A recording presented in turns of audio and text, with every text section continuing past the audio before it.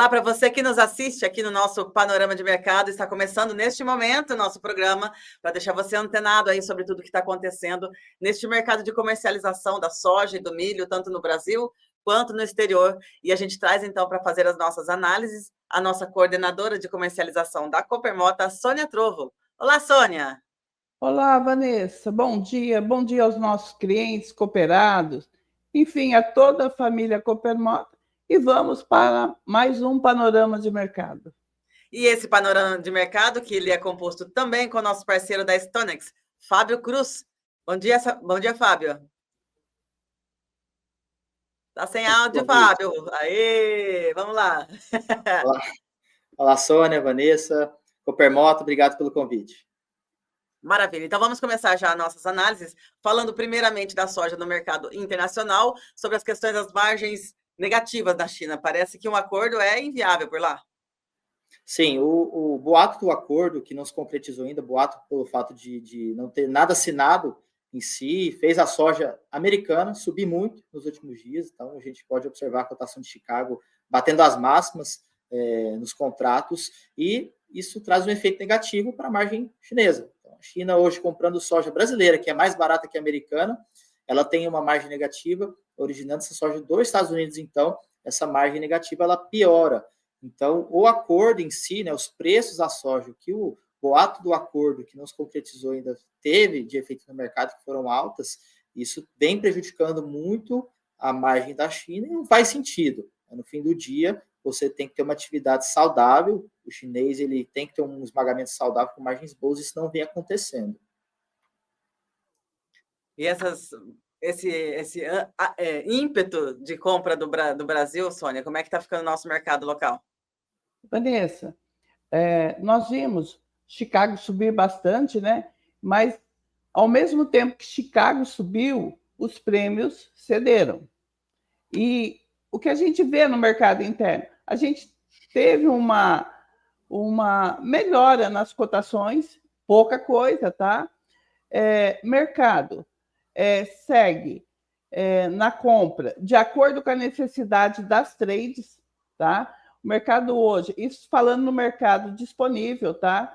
Em relação ao mercado futuro, a gente conseguiu uma melhora pequena nas cotações, mas tudo em volta do acordo Estados Unidos-China, tá? E o mercado, eu acredito que hoje, de manhã, vai ter uma proteção por parte das trades e todo mundo aguardando o relatório de hoje, do SDA, que traz, desde o dia 12 de setembro, a gente traz os números, mas a gente está sem informações oficiais desde o dia 12 de setembro.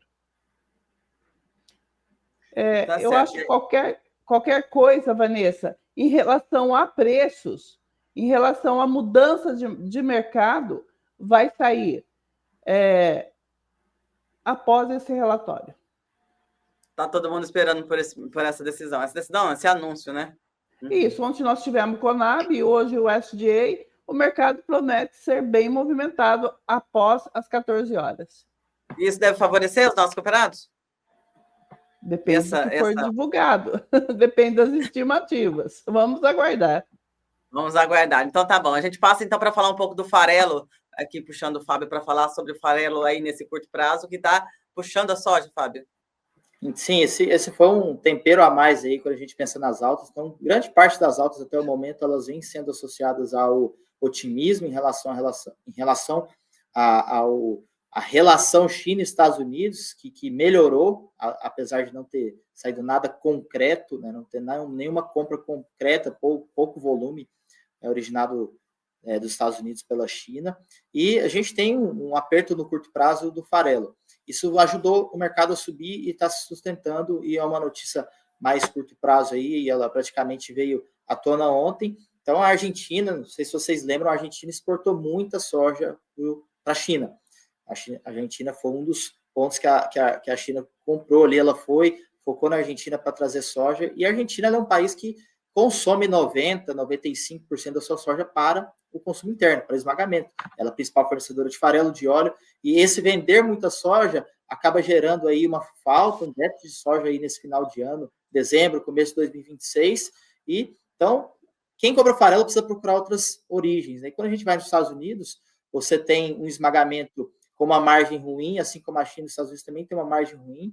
As esmagadoras, elas não estão sendo incentivadas a esmagar, o produtor americano não vende soja, então o mercado ele precisa fazer o quê? Ele precisa melhorar essa margem de esmagamento de alguma maneira. O farelo ontem subiu muito, e isso ajudou a puxar a soja, uma tentativa aí de balancear essa margem para o produtor americano, para o esmagador americano, fazer com que ele consiga originar a soja do americano, que também está travado. Então, todo esse efeito de curto prazo, a gente entende que é um curto prazo, ele tende a manter o mercado nos patamares atuais e até melhorar o que a gente achava que estava muito bom quando a gente pensa numa cotação de Chicago, por exemplo.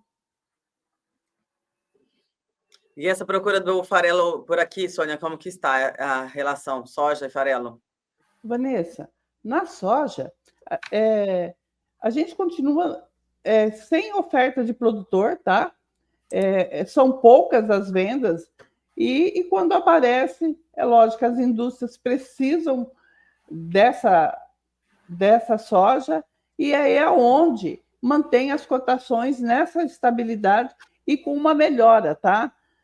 A gente viu essa semana o mercado mais comprador, procurando por essa soja, porém, é o que eu falei para você,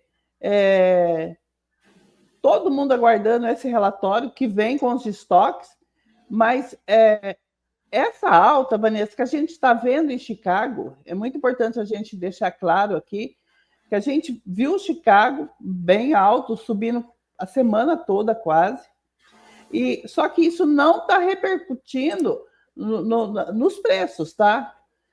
A gente tem sim, teve uma melhora significativa, mas não da maneira que a gente aguardava, né? Porque o produtor ele olha muito Chicago, ele olha o Chicago e esquece as outras vertentes, esquece o prêmio, esquece a necessidade, né, das indústrias. Só que todo mundo trabalha contabilizando, e como a gente o farelo nosso vinha com margem negativa, melhorou agora. E a gente sabe, soja brasileira mais barata, China entrou comprando. Então, tudo isso deu uma reação nos preços. Mas eu acho que, como eu falei, até se torna repetitivo, né, Vanessa? A gente vai ver o mercado reagir a partir das 14 horas. Enfim, é que todo mundo espera, ou para cima ou para baixo, vamos aguardar. Então, nessa nossa análise, a gente passa aqui para analisar a nossa soja nacional, falando sobre, mantendo, né, essa informação que a gente já está falando, que os preços não estão sendo influenciados por essa alta aí do Chicago, né, Fábio? Sim, complementando o que a Sônia falou já dos prêmios de Chicago, a gente tem que lembrar que o Chicago ele precifica uma safra americana. Claro que o que acontece na América do Sul é importante, sim, se isso tiver um efeito no final do dia na tabela de oferta e demanda dos Estados Unidos.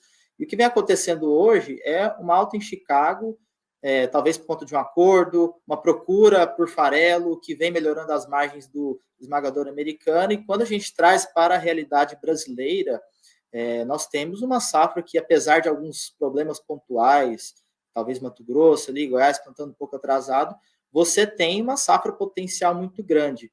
Então, não faz sentido o preço brasileiro, com uma safra disponível, uma safra futura que tem o potencial de ser recorde, acompanhar toda essa alta de Chicago. Então, realmente, os preços aqui, por mais que Chicago venha subindo, os preços eles vêm reagindo de forma positiva, mas de uma forma possível bem discreta. Então, os prêmios estão devolvendo quase que na totalidade essas altas de Chicago, porque a nossa realidade interna é diferente do que está acontecendo lá nos Estados Unidos hoje.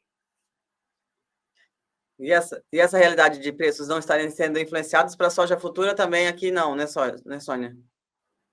Soja futura, Vanessa, vai na mesma proporção, reagir um pouquinho sim, tá? Em relação aos preços, mas não é compatível com o que o produtor espera, né?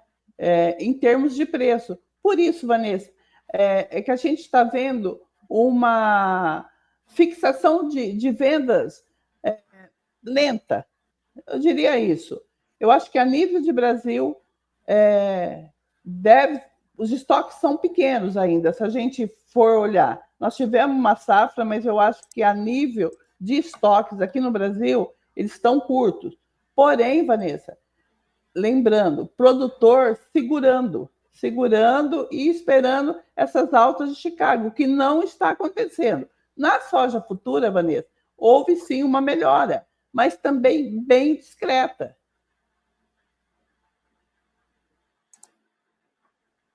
Tá certo. E a gente passando, então, para falar um pouquinho do milho, que também aqui os nossos produtores estão ansiosos para saber sobre isso.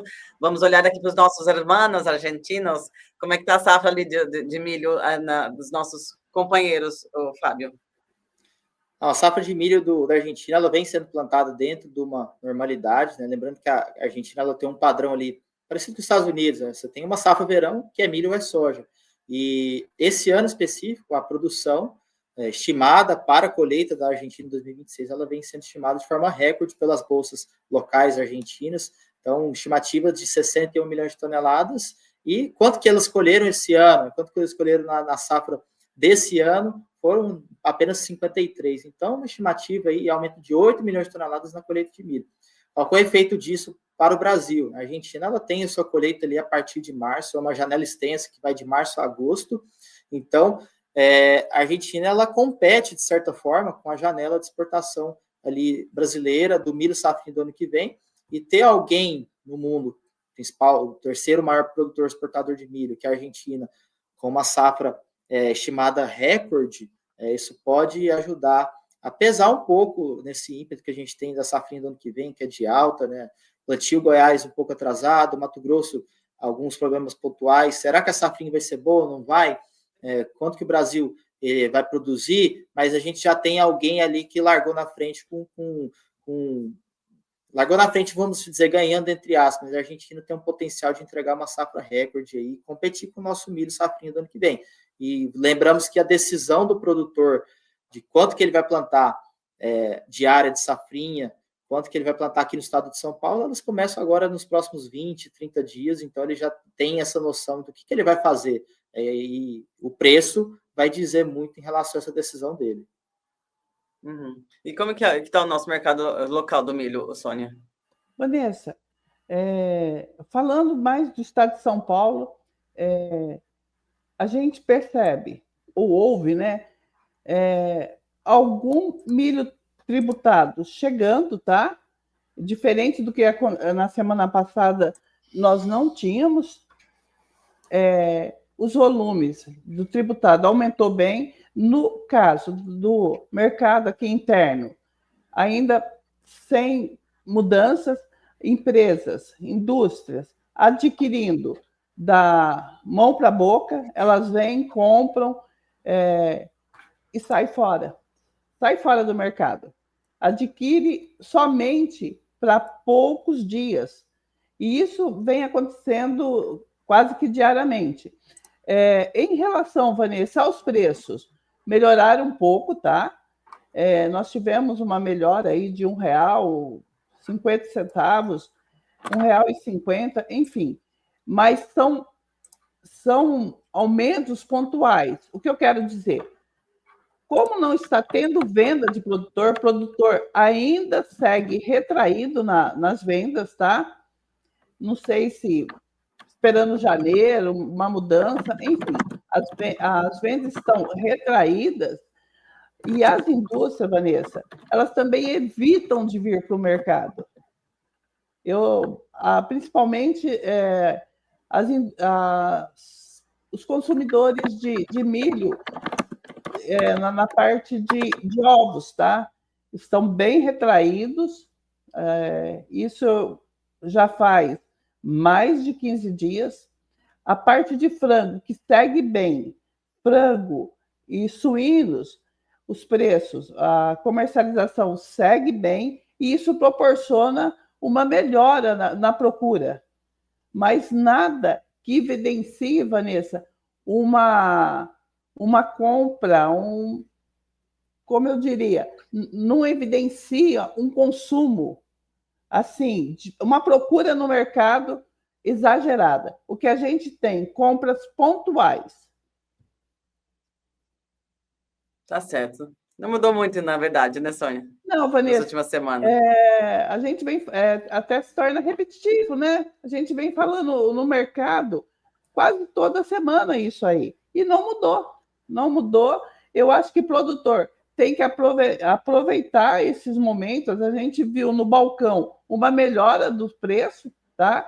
Agora, é esperar para ver se muda. Uma coisa que a gente tem que deixar claro, Vanessa, exportação, os preços de exportação que estavam acompanhando o mercado interno já enfraqueceram um pouquinho, tá? Em relação ao mercado interno. Tá. Ficar atento às oportunidades mesmo, né, Sônia? Isso. E de olho nesse relatório de hoje, né? Tá certo. Na semana que vem a gente volta, então, para falar sobre esse relatório e quais foram os desdobramentos aí para os nossos cooperados e para o mercado de uma forma geral. Combinado? Combinado, Vanessa. Combinado. Tá certo, então, gente. Um abraço a todos que nos assistem e a gente volta na semana que vem. Um abraço. Obrigado, gente. Um abraço. Obrigado. Tchau, tchau.